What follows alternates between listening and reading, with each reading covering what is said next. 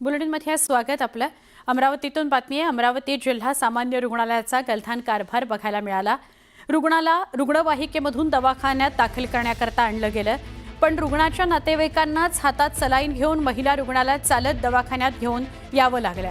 दवाखान्यात स्ट्रेचर आणि कर्मचारी नसल्यानं एकच संताप झाला। दरम्यान रुग्णालयात स्ट्रेचर आणण्याकरता कर्मचारी का नाही तसा सवाल सर्वसामान्य नागरिकांनी केला।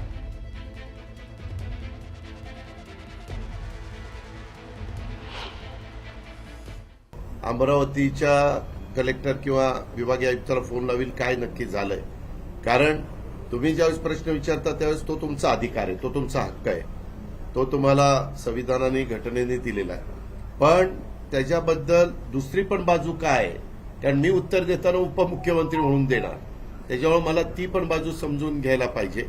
ती मी जरूर समजून घेईन आणि त्याच्यात काही चुकीचं घडलं असेल तर योग्य ती कारवाई संबंधितांच्यावर करण्याचा। रस्त्याअभावी उपचाराला विलंब झाला आणि महिलेचा मृत्यू झाला। करवीर तालुक्यातल्या बेंडाई धनगरवाड्यातली ही घटना।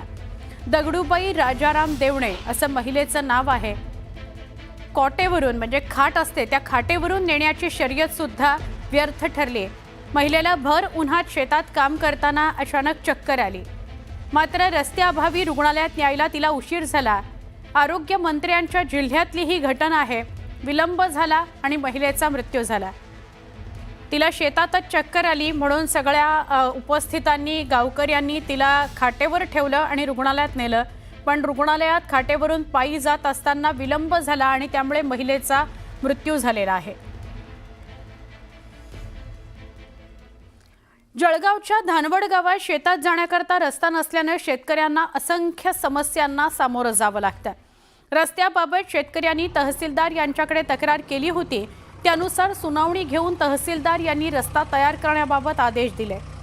रस्ता तयार केला गेला, पण ज्या शेतकऱ्यांच्या शेतातून हा रस्ता गेलाय त्या शेतकऱ्यानं रात्रीतून हा रस्ता खोदून काढला। याबाबत संबंधित शेतकऱ्यांविरुद्ध पोलीस ठाण्यात तक्रार दाखल करण्यात आलेली आहे। ते कमीत कमी काही जाय तरी 300-350 क्विंटल पर्यंत मका आला असता। आता काही 100 क्विंटल 50 क्विंटल बी येणार नाही साहेब, त्याच्यात काही नाहीच आहे ना। सगळं मातीमोल झालं, चाराचे नुकसान झाले, ढोरगुरांना चारा नाही, खायला आम्हाला काही नाही। मुलं बाळाचं पोट कसं भरावं हे आम्हाला समजत नाही। आता काय करावं, काय मागणी शासनाकडे? आता शासनाकडे एवढीच मागणी आहे आमनी, तात्काळ शासनाने काहीतरी निर्णय घ्यावं आणि शेतकऱ्याला काहीतरी मदत करावं। जळगावच्या सुवर्णनगरीत आज सोन्याचे दर आकाशाला गवसणी घालणार आहेत। 24 कॅरेट सोन्यानं जीएसटीसह तब्बल 19,400 रुपये या उच्चांकी पातळीवर मजल मारलेली आहे। येत्या काही दिवसात हे दर 1 लाखांचा टप्पा सहज पार करतील असा अंदाज आहे। अमेरिका आणि चीनमधील सुरू असलेल्या व्यापार संघर्षाचा परिणाम जागतिक बाजारपेठेत दिसून येत असून चीननं गेल्या 3 महिन्यांच्या तुलनेत केवळ 15 दिवसात भरघोस प्रमाणात सोनं खरेदी केल्यामुळे मागणीत झपाट्यानं वाढ झालेली आहे। या स्थितीचा थेट परिणाम भारतातील विशेषतः जळगावसारख्या सुवर्णनगरीतील दरांवर झाला आहे। सोन्यातील ही सततची वाढ पाहता गुंतवणूकदारही गोंधळलेत।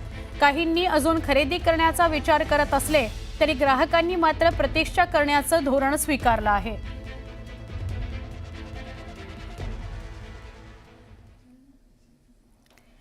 तेलंगणामध्ये एका भरधाव बसनं एका 4 चाकीला जोरदार धडक दिली। ही अपघाताची दृश्य सीसीटीव्हीत कैद झाली आहेत। बस चालकानं दिलेल्या या धडकेत कारचं मोठं नुकसान झालेलं आहे।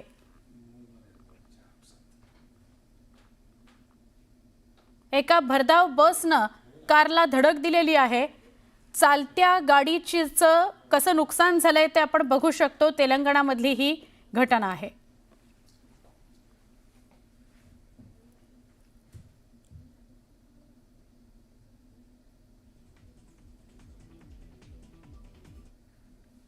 सर्विस